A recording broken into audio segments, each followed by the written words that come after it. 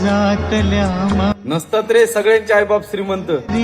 तू फोनची आसका धरली, तुला वाचवताना वेड्या तुझ्या बापाने सुद्धा उडी मारली. कसं झालं असेल त्या आईचं काळेच, तिने पण उडी मारली. तुमच्या संपलेल्या परिवाराची आता सगळीकडे चर्चा सुरू झाली. मागे फक्त तुमच्या पूर्ण फॅमिलीची आठवणच उरली. असं करू नका रे मित्रांनो. म्हणून आपले आई वडील कसे पण असू द्या, त्यांच्या सुखादुःखामध्ये सामील व्हायचं बघा. आणि आपल्या परिस्थितीवर जसं आपल्याला भेटतं त्याच परिस्थितीतून बाहेर निघायचं आणि पुढे आयुष्य काढायचं शिकून घ्या.